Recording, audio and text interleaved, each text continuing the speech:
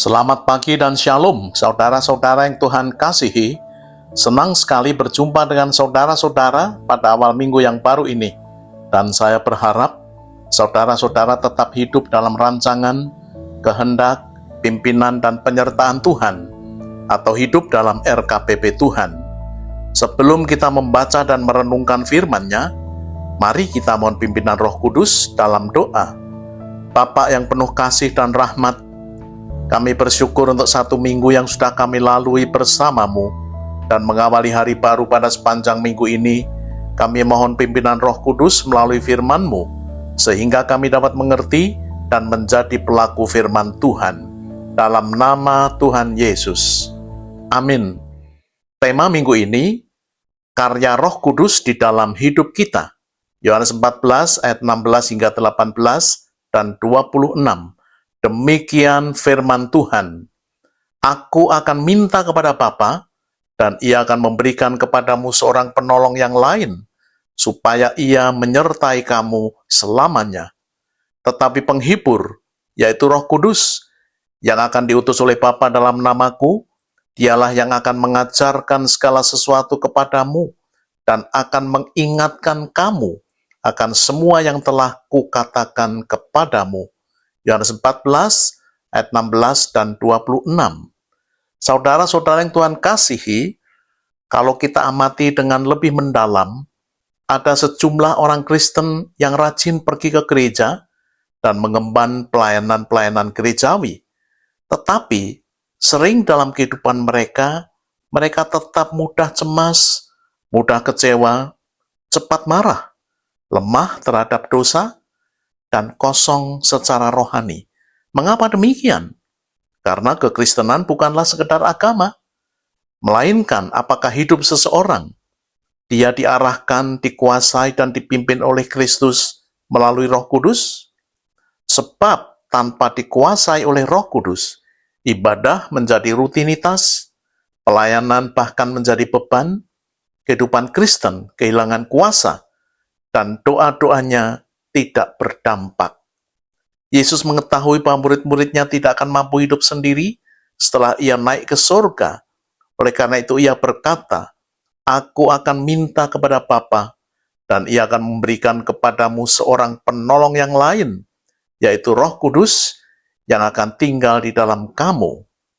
Saudara-saudara, mari kita cermati ayat firman Tuhan tersebut. 1. Siapakah penolong yang lain itu? Penolong, atau dalam bahasa Yunaninya disebut parakletos. Dalam konsep dunia peradilan zaman Yesus, parakletos atau penolong adalah seorang pendamping, pembela, penghibur, penasihat hukum bagi terdakwa untuk memberi kekuatan dan kesaksian. Penolong atau parakletos memiliki kualitas dan hakikat yang persis sama dengan semua karakter Yesus dalam kasih, kuasa, kekekalan, dan keilahiannya. Ia disebut juga Roh Kudus, Roh kebenaran, atau penghibur. Ia tinggal di dalam hidup kita dan menyertai kita selama-lamanya. Roh Kudus adalah wujud kehadiran dan keberlanjutan pekerjaan Tuhan Yesus yang tidak lagi dibatasi oleh ruang dan waktu, di dalam dan melalui orang-orang percaya. 2. Roh Kudus adalah penolong kita. Yohanes 14 ayat 16. Ia akan memberikan kepadamu seorang penolong yang lain. Hidup di dunia ini tidak mudah. Kadang-kadang kita lelah menghadapi masalah rumah tangga, tertekan dengan banyaknya pekerjaan di kantor, tertekan masalah-masalah ekonomi, kecewa dalam pelayanan, bahkan merasa sendirian, dan nyaris putus asa. Yesus berkata, Aku tidak akan meninggalkan kamu sendirian. Roh Kudus menolong kita saat kita lemah secara rohani, saat doa-doa terasa kering, saat iman mulai goyah, saat hati terluka. Seringkali kita tidak mengerti air mata kita sendiri, tetapi Roh Kudus mengerti bahasa air mata kita.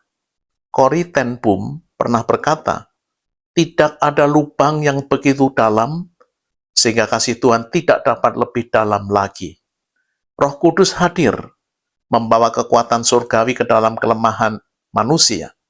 Belajarlah bersandar kepada Roh Kudus setiap hari. 3.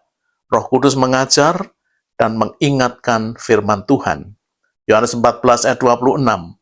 Dialah yang akan mengajarkan segala sesuatu kepadamu dan akan mengingatkan kamu akan semua yang telah kukatakan kepadamu. Roh Kudus adalah guru ilahi. Banyak orang pintar secara intelektual, tetapi tidak mengerti perkara-perkara rohani atau tidak tahu menahu tentang kebenaran rohani. Alkitab tidak dapat dimengerti dengan intelek saja, kecuali diterangi oleh Roh Kudus. Roh Kudus membuat firman menjadi hidup. Roh Kudus menegur kalau kita bersalah. Dan Roh Kudus mengingatkan ayat tertentu ketika kita minta bimbingannya. Dan ia memberi hikmat ketika kita mengambil keputusan-keputusan penting. Pernahkah tiba-tiba suatu ayat muncul saat kita takut? Pernahkah hati kita ditegur sebelum berbuat dosa? Pernahkah kita mengalami damai ketika kita membaca dan merenungkan firman dan Tuhan hadir? Itulah antara lain pekerjaan Roh Kudus di dalam hidup kita. Tanpa Roh Kudus, firman Tuhan sekedar menjadi pengetahuan, tetapi dengan Roh Kudus, firman Tuhan menjadi kuasa yang mengubah hidup. 4. Roh Kudus mengubahkan hidup. Lihat, murid-murid Tuhan Yesus, sebelum dipenuhi Roh Kudus dan sesudah dipenuhi Roh Kudus. Sebelum dipenuhi Roh Kudus pada hari Pentakosta, mereka penakut, pengecut, menyangkal Yesus, bahkan semua bersembunyi meninggalkan Yesus ketika Yesus tergantung. Sesudah dipenuhi Roh Kudus, dengan berani memberitakan Injil, mereka rela menderita sebagai saksi Kristus, bahkan rela mati bagi Tuhan Yesus. Roh Kudus tidak saja memberi kepekaan rohani, tetapi ia mengubah hidup dan memberi keberanian menjadi saksi Kristus kepada kita. Bukti Roh Kudus bekerja di dalam hidup kita, bukan sekedar kita fasih berbicara, menyentuh emosi ketika beribadah, aktif melayani di dalam gereja, tetapi Roh Kudus membuat hidup kita semakin hari semakin kudus, menimbulkan rasa kasih dan belas kasihan terhadap orang berdosa, menolong kita menjadi rendah hati, dan semakin hari semakin menyerupai Kristus. Saudara-saudara yang Tuhan kasihi, ketika kedua anak kami, Daniela, duduk di bangku SMP kelas 1, dan Grandi masih kelas 5 SD, kami bersyukur karena mereka rajin dalam saat teduh, yakni berdoa dan membaca firman Tuhan. Juga guru-gurunya sering memberi pujian bahwa kedua anak kami baik perilakunya dan mereka pintar di atas rata-rata temannya. Ada sejumlah trofi di rumah sebagai bukti otentik penghargaan sekolah atas prestasi akademik mereka.